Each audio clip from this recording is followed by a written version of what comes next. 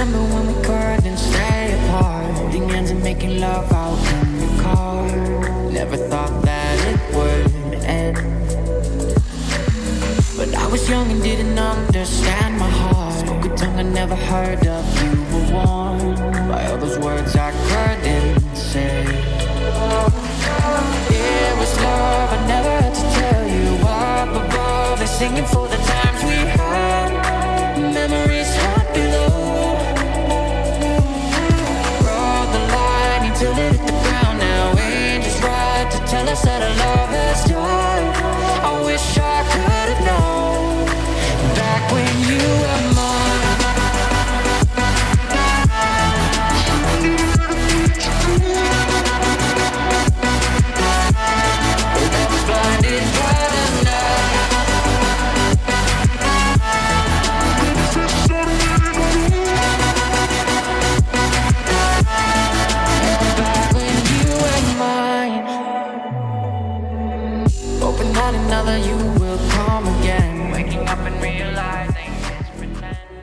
This is where we finished off on the last video at Kasane. We did the boat trip that went up the river, all the way up along here,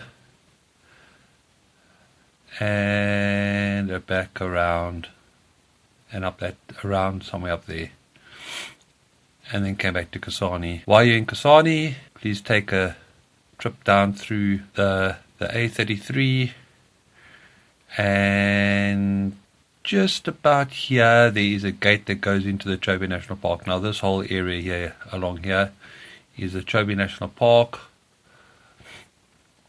Alright, and of course it goes down here as well. So our trip now runs from Kasane all the way along the A33 right down to Ngomba Bridge, and then we're going to take the Ngomba Bridge on our way down to Savuti, which I will show you here. We're going to follow this road from here is a tar road all the way down to here. Don't ask me to pronounce that name, please don't.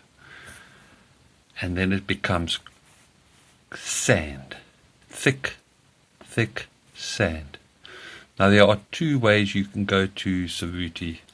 You can just follow the norm. You'll see there's like, when you know you're on the right track and this comes to the end, there's a little, I think it's like a little creche, and it's quite a nice little building. Stop there, deflate your tires, put it down to 1.5 I would suggest, because this area going up here, it's uphill all the way. In fact, there is a sign on the side of the road saying put foot. Watch out for the dongas. Believe me, you will break your shock absorbers if you go too fast. Don't drive like a hooligan. So, anyway, you're going to follow that. Then you'll see there's a sign over here saying Chobe National Park, which is this road here. It's quite a little narrow G track. Don't take that road. Seriously, it's a shocker. Rather, I know your GPS is going to take you here. Rather at that point here, rather carry on straight. You'll see this is a very, this whole road is very wide. I would say maybe 20 meters, 30 meters wide. Don't take this turn off. Rather go straight. Come down to the T-junction here. Alright, and then at the T-junction, turn left. This is not too far, probably maybe couple of k's, turn left, and then you'll come to like well, it's not quite a T-junction, there's another road that goes down here. This doesn't show it. You'll see a sign over there saying Chobe National Park and Savuti. There you turn to your right. This is a Goa North Gate.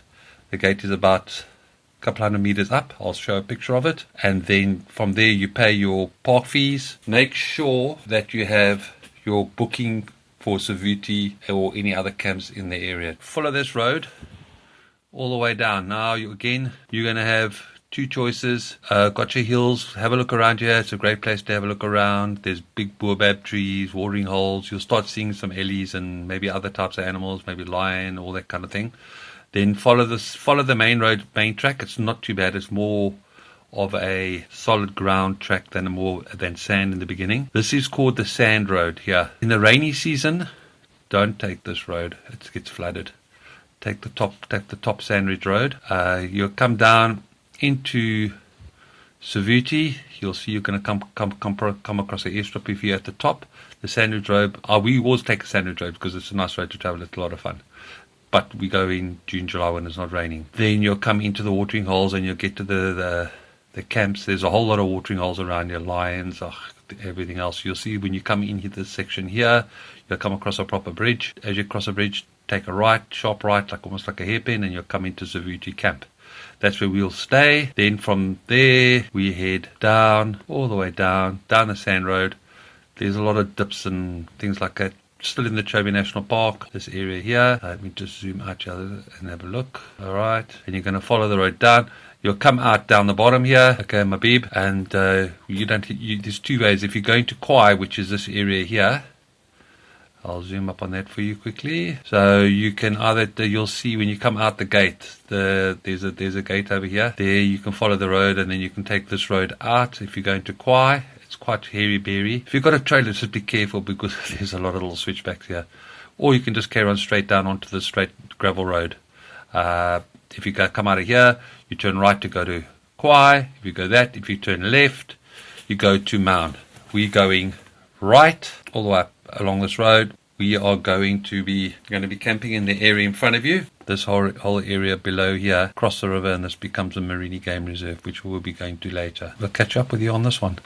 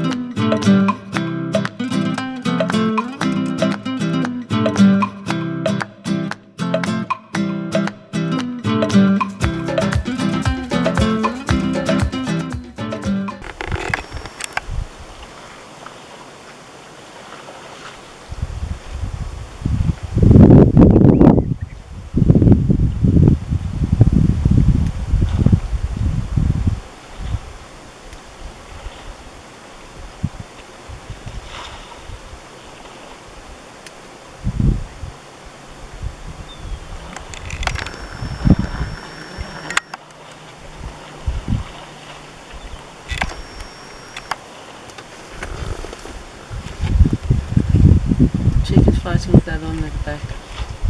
Check. Check.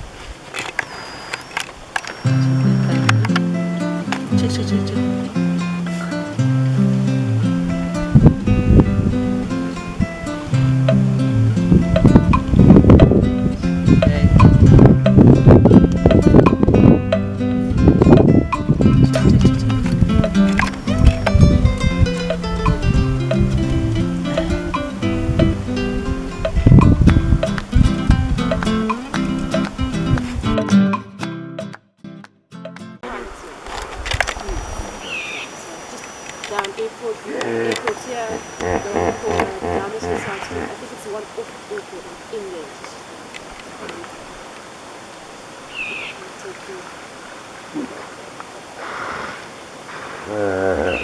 I'm glad to see that they Doesn't have to travel so slow.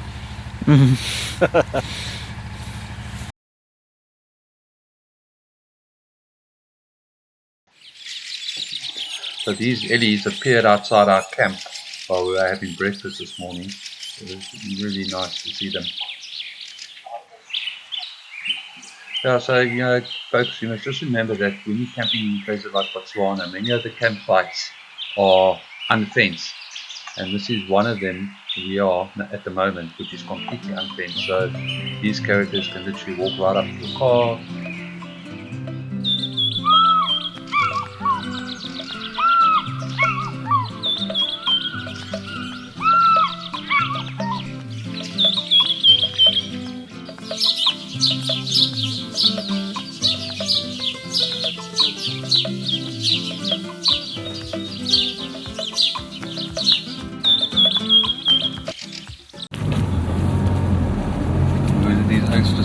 here, eh? We follow the track. Let's turn here. Huh? Turn here. Yeah.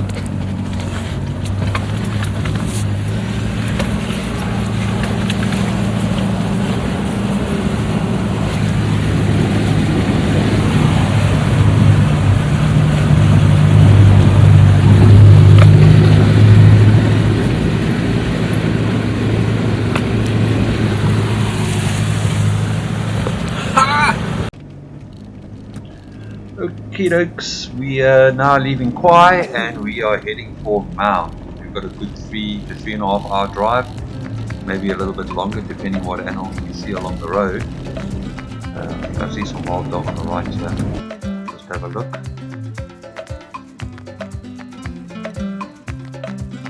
We have seen a bit of wild dog while we've been here. I haven't been able to get it on video as of yet. Been a bit slow because the animals are pretty quick to film.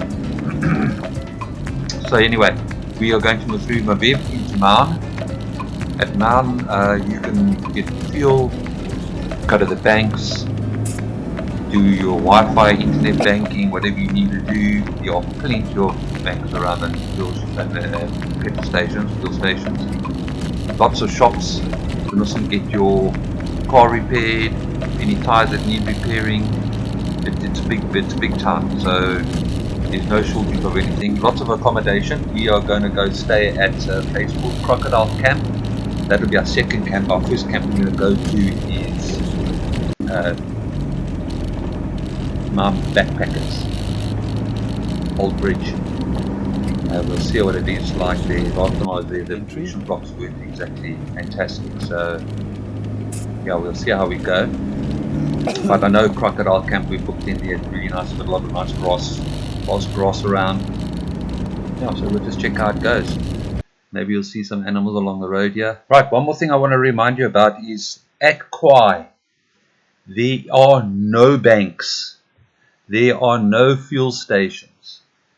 There are maybe a little spaza shop where you might be able to get a loaf of bread from the local who bakes. I might be able to get a couple of cool drinks, maybe an ice cream or two. Elephants just walking past, we're having a little lunch along the Kwai River. The elephants kept popping in. Got an eagle up in one of the trees, not so good with the cell phone. See, we're just under the trees here. Just had a little lunch. Got Kieran in the car. And on the other side of the road there, other side of the river, we've got some more ellie. Hi guys. Well, we have arrived at Old Bridge Backpackers in Maun. We're staying here for a few nights. Yeah, it's good. It's not too bad. Showers need to be addressed. We had some cold water in the morning, which should have been a bit nicer than that. We have set ourselves up as far as camps are concerned. Oops, sorry. As you can see behind me, tents are up. Big tent is up. So yeah, it's pretty good. The fire behind us down here is going well. Well, Vicky there, he's collecting some old some wood. Free sampling some wood there, Vic.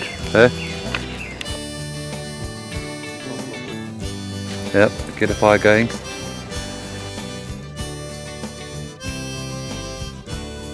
And we'll be moving out to Moremi Game Reserve. We'll be staying at Third Bridge. How's it been so far, Vic? Hot? Very hot. Too hot. Been too hot. Tomorrow you got to stock up on a few goodies to go to Moremi. Yep. Some Gotta put all those calories back. yeah, we got to put those calories back. Absolutely, 100% correct. Got Dipma in the tent. He's not feeling too well at the moment. He's been quite sick for a few days. He doesn't like my aircon in my Toyota, so apparently it makes him quite sick. So nevertheless, we'll see how we go. Yeah, and again, you know, we've got Vic set up. He's got a National Luna. And she's arriving there. Beef boys. The beef boys, yeah, beef boys. Yeah, so that's big setup. It's pretty good. It's not bad. Nice fire going tonight. Yeah, so I think that might be Anita. Oh no, it's not. Yeah. So tonight we're having some bright chops, some boerewors, and a couple of beers. Should be all good. Okay, so the next morning, decided to go for a bit of a scout around to see what is on the other side of the river. Because we knew the river being as low as it is, we will try and cross it. You can see my GPS on the right there. Yeah, Dietmar doesn't know that there's crocs in the water. I know he's going to get out and walk across the water, so I shall get on the radio to him and tell him to look out for the hippos and the crocs. Summertime, this river is full. Where we are driving now, this river is completely full. You actually can come up this river with a speedboat, no problems. But yeah, at the moment we're just doing a little bit of a drive around just outside Maun. I don't think there is lions in this area because there is cattle that's around. I know there's elephant because we have seen an elephant poop.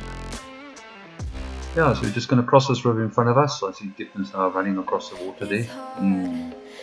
Obviously didn't listen. And let's see where we get to. I know that. Okay, let's just see how deep this water is. No, it's not too deep. A quick crossing. Always good to try and cross a river like this by foot, but be careful of crocs and hippos. This water is actually quite clear, so we can see exactly where what is below the water, or you don't have to just sand bottom. Seriously, don't cross rivers if you don't know what's in it. That's not a good idea. Yeah, now we're thinking of which way to go here. I think I'm going to go left. Yeah, I'm going to go left up through these trees. Fortunately, we are in radio contact. Our radios do go quite a distance, so try not to get lost. And if we do get lost, we just give each other GPS points, and also on our GPS we've got a thing called track back, so we follow our road back again. It's a good thing to have so you don't get lost. But as you can see, there's a lot of roads here that just easily lead each other. I think I'm not sure where to go here, but yeah, we'll go. We want to get back down to the river and go along the river front. I don't know, we'll just see how we go. It's difficult.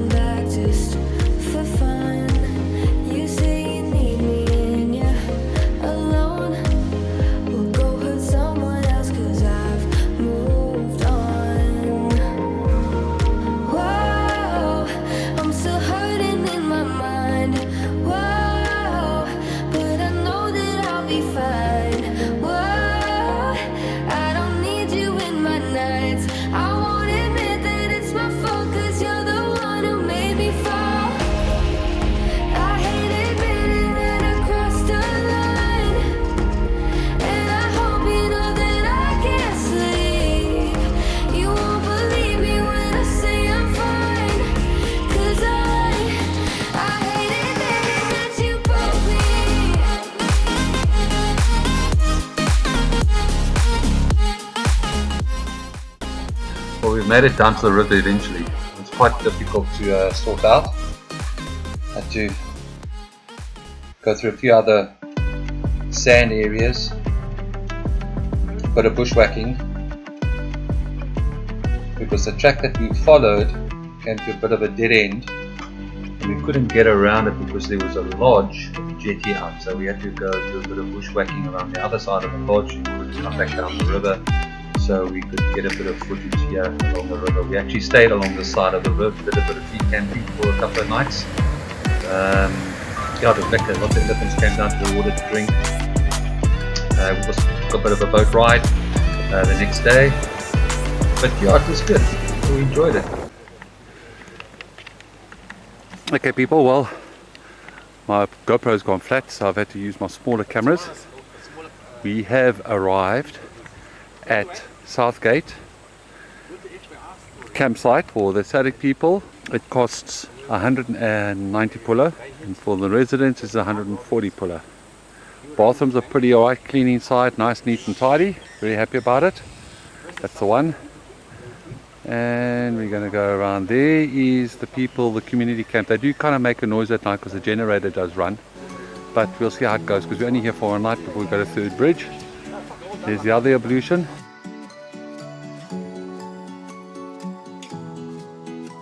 It's raining at the moment, which is such a pleasure because it has been 40 degrees outside.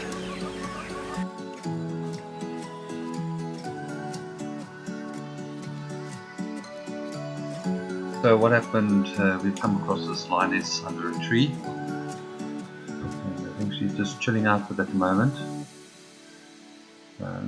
Not too sure where the others are, but we'll follow her now and see where she goes. Because lions, generally speaking, they don't normally go and walk about by themselves. She's got a really fat tum-tum as well.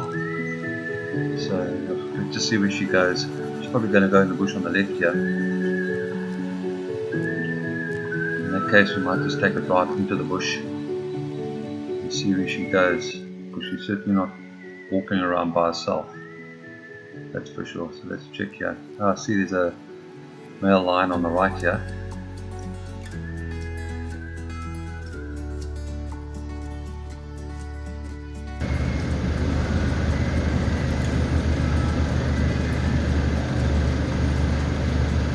Now this guy's chilling,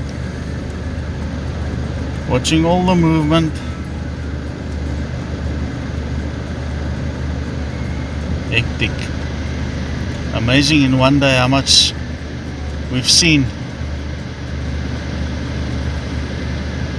Really nice.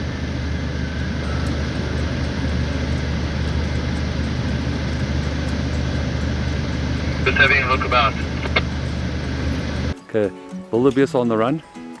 You can see there. And right over there is a lion or two. But yeah, we can see the wildebeest running in front of Vic's car. There they go. They're definitely on the run.